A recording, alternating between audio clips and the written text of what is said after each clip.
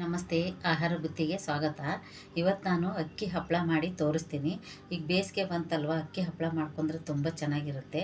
ನಾನು ಇದು ಒಂದು ಬಟ್ಲಲ್ಲಿ 100 ಹಪ್ಪಳ ಮಾಡಿ ತೋರಿಸ್ತೀನಿ. ಈ ಹಪ್ಪಳ ಮಾಡೋಕ್ಕೆ ಏನು ಬೇಕಂತ ನೋಡ್ಕೊಳ್ಳೋಣ. ಇದು ಒಣ ಮೆಣಸಿನ್ಕಾಯಿ ಈ ಥರ ಪೌಡ್ರ್ ಮಾಡ್ಕೋಬೇಕು, ಚಿಲ್ಲಿ ಫ್ಲೇಕ್ಸ್ ಅಂತ. ಎಳ್ಳು 1 ಸ್ಪೂನು, ಸ್ವಲ್ಪ ಅಡುಗೆ ಸೋಡಾ, 1 ಸ್ಪೂನು ಜೀರಿಗೆ, ಸ್ವಲ್ಪ ಕೊತ್ತಂಬರಿ ಸೊಪ್ಪು. ಹೇಗೆ ಮಾಡೋದಂತೆ ನಾನು ತೋರಿಸ್ತೀನಿ. ಈ ಬಟ್ಲಲ್ಲೇ 4 ಬಟ್ಲು ನೀರು ಹಾಕ್ಕೋಬೇಕು. 1 ಬಟ್ಲು ಹಿಟ್ಟಿದ್ರೆ 4 ಬಟ್ಲು ನೀರು ಹಾಕ್ಕೋಬೇಕು. ಇವಾಗ ಹಾಕಿಬಿಟ್ಟು ನಾನು ತೋರಿಸ್ತೀನಿ, ಬನ್ನಿ. ನೋಡಿ, ಒಂದು ದೊಡ್ಡದಾಗಿ ಪಾತ್ರೆ ಇಟ್ಕೋಬೇಕು. ನಾನು ಆವಾಗಲೇ ಹಿಟ್ಟು ತೆಗೆದುಬಿಟ್ಟು ತೋರಿಸ್ತಾ ಇದ್ದೀನಿ. ಇವಾಗ ಹಿಟ್ಟು ಎಷ್ಟಿತ್ತು ನೋಡಿ, ಅದರಲ್ಲೇ 4 ಬಟ್ಲು ನೀರು ಹಾಕ್ಕೊತಾ ಇದ್ದೀನಿ. ಕರೆಕ್ಟಾಗಿ ಅಳತೆ ಇರುತ್ತೆ ಇದು. ನೋಡಿ, 4 ಬಟ್ಲು ಹಾಕ್ಕೋಬೇಕು. ನೋಡಿ, ನಾನು ಕರೆಕ್ಟಾಗಿ ಹಿಟ್ಟು ಅಳತೆನೇ ತೊಗೊಂಡಿದ್ದೀನಿ. 4 ಬಟ್ಲು ನೀರಿಗೆ 1 ಬಟ್ಲು ಹಿಟ್ಟು. ಇವಾಗ ಇದೆಲ್ಲ ಸಾಮಗ್ರಿಗಳು ಹಾಕ್ತೀನಿ, ಸ್ವಲ್ಪ ನೀರು ಕುದಿ ಬರಲಿ. ನೋಡಿ, ಇವಾಗ ನೀರು ಹಾಕ್ಕೊಂಡಿದ್ದೀನಿ. 1 ಸ್ಪೂನು ಎಣ್ಣೆ ಹಾಕ್ಕೊಳ್ಳೋಣ, ಯಾಕಂದರೆ ಎಣ್ಣೆ ಹಾಕಿದರೆ ತುಂಬ ಚೆನ್ನಾಗಿರುತ್ತೆ. ಆಮೇಲೆ 1 ಸ್ಪೂನು ಉಪ್ಪು ಹಾಕ್ಕೊಳ್ಳೋಣ, ಯಾಕಂದರೆ ಇದಕ್ಕೆ ಉಪ್ಪು ಜಾಸ್ತಿ ಹಾಕೋಕ್ಕೆ ಹೋಗಬೇಡಿ, ಸ್ವಲ್ಪ ಕಡಿಮೆನೇ ಹಾಕ್ಕೊಳ್ಳಿ. ನಾನು 1 ಸ್ಪೂನ್ ಹಾಕ್ಕೊಂಡಿದ್ದೀನಿ. ಇದು ಸ್ವಲ್ಪ ಕುದಿ ಬರಲಿ. ನೋಡಿ, ಇವಾಗ 1 ಬಟ್ಲು ಹಿಟ್ಟು ಡೈರೆಕ್ಟಾಗಿ ನೀವು ನೀರಾಗಿ ಹಾಕಕ್ಕೆ ಹೋದರೆ ನಿಮಗೆ ಗೊತ್ತಾಗಲ್ಲ, ಗಂಟಾಗ್ಬಿಡುತ್ತೆ.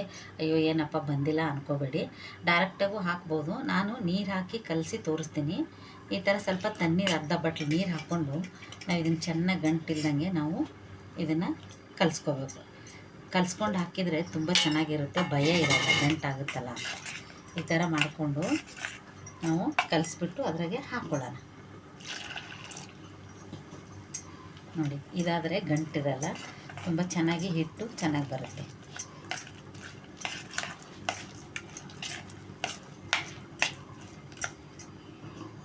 ನೋಡಿ, 1 ಬಟ್ಲು ನೀರು ಹಾಕಿದ್ದಕ್ಕೆ ನೀವು ಬೇಕಂದರೆ ಅದ್ರಾಗೆ 4 ಬಟ್ಲು ನೀರು ಹಾಕೋ ಬದಲು 3 ಬಟ್ಲು ನೀರು ಹಾಕಿ ಇದಕ್ಕೆ 2 ಬಟ್ಲು ನೀರು ಹಾಕಿ ಕಲಿಸ್ಕೋಬೇಕು. ನೋಡಿ, ಈ ಥರ ಆದರೆ ನಿಮಗೆ ಹಿಟ್ಟು ಹಾಕೋಕ್ಕೆ ತುಂಬ ಸುಲಭ ಆಗುತ್ತೆ, ತುಂಬ ಚೆನ್ನಾಗಿ ತಿರುಗ್ಬೋದು. ಅದನ್ನು ಡೈರೆಕ್ಟಾಗಿ ಹಾಕೋಕ್ಕೆ ಹೋದರೆ ಅದು ಗಂಟಾಗಿಬಿಡುತ್ತೆ.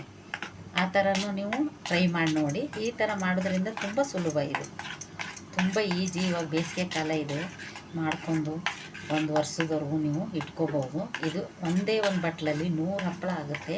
ಹೇಗೆ ಮಾಡೋದಂತ ನಾನು ತೋರಿಸ್ತೀನಿ. ಇವಾಗ ಅದು ಕುದಿ ಬಂದಿದೆ, ನಾನು ಹಾಕ್ತಾಯಿದ್ದೀನಿ. ನೋಡಿ, ಇವಾಗ ಕುದಿ ಬರ್ತಾಯಿತ್ತು. ನಾನು ಹಿಟ್ಟು ಕಲಿಸ್ಕೊಂಡಿದ್ನಲ್ವ, ಹಾಕಿಬಿಟ್ಟು ನಾನು ತಿರುತ್ತಾ ಇರ್ತೀನಿ.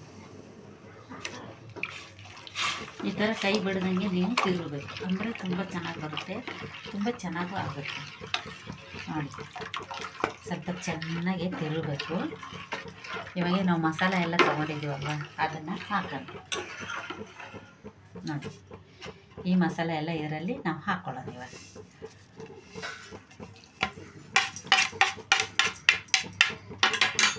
ಈ ಥರ ಹಾಕ್ಕೊಂಬಿಟ್ಟು ನಾವು ಹಿಂಗೆ ತಿರುಗಬೇಕು, ಗಂಟು ಬರ್ದಂಗೆ ತಿರುಗಬೇಕು. ನಾವು ಮಾಡುವಾಗ ನೀವು ಹಿಂಗೆ ಹಾಕ್ಬಿಟ್ಟು ಸುಮ್ಮನೆ ಇರಬಾರ್ದು, ಈ ಥರ ತಿರುತಾನೇ ಇರಬೇಕು. ಒಂದು 5 ನಿಮಿಷದಾಗೆ ಇದು ರೆಡಿ ಆಗುತ್ತೆ. ನೋಡಿ, ಎಷ್ಟು ಚೆನ್ನಾಗಿ ಬಂದಿದೆ ಕಲರು. ಬೇಕಾದ್ರೆ ನೀವು ಕುದಿ ನೀರಾಗೂ ಹಾಕೋಬೋದು. ನಾನು ಖಾರ ಜಾಸ್ತಿ ಬಿಡುತ್ತೆ ಅಂತ ನಾನು ಮೇಲೆ ಹಾಕ್ಕೊಂಡಿದ್ದೀನಿ, ಮಕ್ಕಳಿಗೆಲ್ಲ ಕೊಡ್ತೀವಲ್ವ, ಅದಕ್ಕೋಸ್ಕರ. ನೀವು ಬೇಕಾದ್ರೆ ಖಾರ ಬೇಕನ್ನೋರು ಕುದಿ ನೀರಲ್ಲೇ ಇದು ಚಿಲ್ಲಿ ಫ್ಲೇಕ್ಸ್ ಹಾಕ್ಕೋಬೋದು. ನೋಡಿ, ಇದು ಚೆನ್ನಾಗಿ ಕುದಿ ಬರಲಿ. ಕುದ್ದಾದ್ಮೇಲೆ ನಾನು ಹೇಗಾಗಿದೆ ಅಂತ ತೋರಿಸ್ತೀನಿ. ನೋಡಿ, ಹೇಗಾಯ್ತಂತೆ, ಎಷ್ಟು ತೆಳ್ಳಗಿತ್ತು, ಎಷ್ಟು ಗಟ್ಟಿಯಾಗಿ ಆಗಿದೆ ನೋಡಿ. ಸೂಪರಾಗಿ ಆಗುತ್ತೆ. ನೀವು ಮಾಡ್ಕೊಂಡು ಟ್ರೈ ಮಾಡಿ. ಇನ್ನು ಬೇಸಿಗೆ ಬಂತಲ್ವ, ಎಲ್ಲರೂ ಹಪ್ಪಳ ಸಂಡಿಗೆ ಮಾಡ್ಕೊಳ್ಳೋದು. ನಾನು ನೆಕ್ಸ್ಟ್ ವಿಡಿಯೋದಲ್ಲಿ ಫ್ರೆಶ್ ಹಪ್ಪಳ ಆಮೇಲೆ ಸಂಡಿಗೆ ಮಾಡೋದು ತೋರಿಸ್ತೀನಿ. ಇವಾಗಿದು ಸುಮ್ಮನೆ ಈಜಿ, ಮನೇಲಿ ಅಕ್ಕಿ ಹಿಟ್ಟಿರುತ್ತಲ್ವ, ಅದಕ್ಕೇ ಮನೇಲಿರೋ ಐಟಮ್ಸ್ ಹಾಕಿ ಮಾಡೋದು. ನೋಡಿ, ಎಷ್ಟು ಚೆನ್ನಾಗಿ ಬಂದಿದೆ ಅಂತ, ಸೂಪರಾಗಿದೆ. ಇದನ್ನು ಹೋಗಿ ನಾವು ಇವಾಗ ಬಿಸಿಲೈತಲ್ವ, ಒಂದು ಬಟ್ಟೆಯಲ್ಲೆಲ್ಲ ಹಾಕಬಾರ್ದು. ಹಾಳೆ ಇರುತ್ತಲ್ಲ ದೊಡ್ಡದು, ಆ ಹಾಳೆಯಲ್ಲಿ ಹಾಕಿ ನೀವು ಒಣಗಿಸ್ಬಿಟ್ಟು ನೀಟಾಗಿ ಇಟ್ಕೊಂಡ್ರೆ 1 ವರ್ಷದವರೆಗೂ ತಿನ್ಬೋದು. ಇದು ಎಷ್ಟು ಚೆನ್ನಾಗಿ ಕುದೀತಾಯಿತು, ಕುದ್ದಾಯಿತು. ಇದು ಇವಾಗ ಗಟ್ಟಾಯಿತು. ಇವಾಗ ನಾವು ಹಾಕಿ ತೋರಿಸ್ತೀವಿ. ನೋಡಿ, ಈ ಥರ ಬಂದರೆ ಸಾಕು. ಈಗ ಚೆನ್ನಾಗಾಗಿದೆ ಅಂತ. ಆರಿಂದ ಇನ್ನೂ ಗಟ್ಟಿ ಆಗ್ತಿರ್ತದದು. ಅದಕ್ಕೆ ಇವಾಗ ಬಿಸಿ ಇರುವಾಗೆ ನಾವು ಬೇಗ ಹಾಕೊಂಡ್ಬಿಡ್ಬೇಕು. ಏನೊಂದು 10-15 ನಿಮಿಷದಲ್ಲೇ ಹಾಕ್ಬೋದು. ಇವಾಗ ರೆಡಿ ಆಯಿತು, ನಾನು ಆಚೆ ಹೋಗಿ ಹಾಕ್ತೀನಿ. ನೋಡಿ, ಇವಾಗ ರೆಡಿಯಾಗಿದೆ. ನಾನು 1 ಬಟ್ಲಲ್ಲಿ ಈ ಥರ ಹಾಕ್ಕೊಂಡು ನಾನು ಹೇಗೆ ಹಾಕೋದಂತ ನಾನು ತೋರಿಸ್ತೀನಿ. ನೋಡಿ ಇವಾಗ ಹಾಕ್ತಾಯಿದ್ದೀನಿ. ಸೂಪರಾಗಿ ಬರುತ್ತೆ. ಎಷ್ಟು ದೊಡ್ಡದು ಬೇಕಾದರೂ ನೀವು ಹಾಕ್ಕೋಬೋದು. ಬಟ್ಟೆಲೆಲ್ಲ ಹಾಕ್ಕೊಳಕ್ಕೆ ಹೋಗಬೇಡಿ. ಈ ಥರ ಕವರಲ್ಲಿ ಹಾಕಿದ್ರೆ ತುಂಬ ಚೆನ್ನಾಗಿ ಬರುತ್ತೆ. ಇವಾಗ ನಾನು ಇದು ಒಣಗಿದ ನಂತರ ನಿಮಗೆ ತೆಗೆದು ತೋರಿಸ್ತೀನಿ. ನಾನು ಮನೆ ಮುಂದೆ ಅಂಗಳ ಇದಕ್ಕೆ ಚೆನ್ನಾಗಿದೆ ಬಿಸಿಲು ಅಂತ ಹಾಕ್ತಾಯಿದ್ದೀನಿ.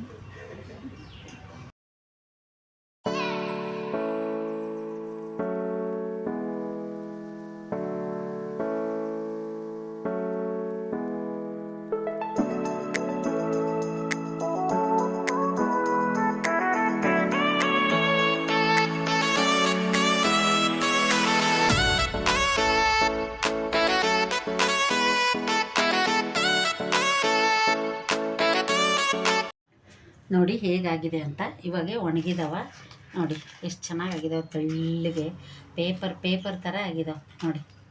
ಸೂಪರಾಗಿ ಆಗಿದಾವೆ. ಪೇಪರ್ ಇದ್ದಂಗೆ ಇದೆ. ಇವಾಗ ನಾನು ಇದನ್ನು ಎಣ್ಣೆಲಿ ಹಾಕಿ ತೋರಿಸ್ತೀನಿ. ನೋಡಿ 100-150 ಹಪ್ಪಳ ಆಗಿದೆ. ನೀವು ಒಂದು ಸತಿ ಒಂದು ಬಾಟ್ಲಲ್ಲೇ 150 ಹಪ್ಪಳ ಆಗಿದೆ. ನೀವು ಅದೇ ಥರ ಮಾಡ್ಕೊಳ್ಳಿ. ಇವಾಗ ನಾನು ಎಣ್ಣೆಗೆ ಹಾಕಿ ತೋರಿಸ್ತೀನಿ ಹೇಗಾಗಿದೆ ಅಂತ. ನೋಡಿ ಇದಕ್ಕೇನು ಜಾಸ್ತಿ ಎಣ್ಣೆ ಹಾಕಬೇಕಂತಿಲ್ಲ. ಸ್ವಲ್ಪ ಎಣ್ಣೆ ಹಾಕಿದರೆ ಸಾಕು. ನೋಡಿ ಇಷ್ಟು ಎಣ್ಣೆ ಸಾಕು. ಸ್ವಲ್ಪ ಎಣ್ಣೆ ಕಾಯಲಿ. ನೀವು ಜೋರಾಗಿ ಗುರಿಗಿಟ್ಟು ಮಾಡೋಂಗಿಲ್ಲ. ಫಸ್ಟ್ ಎಣ್ಣೆ ಕಾಯಿಸ್ಕೊಂಬಿಡಿ, ಆಮೇಲೆ ಸ್ಲೋ ಉರಿ ಇಟ್ಕೊಂಡು ನಾವು ಹಪ್ಪಳ ತೆಗಿಬೇಕು. ಯಾಕಂದರೆ ಇವು ತಳ್ಳಗಿರೋದಕ್ಕೆ ಜಾಸ್ತಿ ಉರಿ ಇರಬಾರ್ದು. ನೋಡಿ ಎಣ್ಣೆ ಕಾಯ್ದಿದೆ. ಎಷ್ಟು ಬೇಗ ಎಷ್ಟು ಚೆನ್ನಾಗಿ ಆಗುತ್ತೆ ಅಂತ ನೀವೇ ನೋಡಿ. ಎಷ್ಟು ದೊಡ್ಡದಾಗುತ್ತೆ, ಸೂಪರಾಗಿ ಆಗುತ್ತೆ.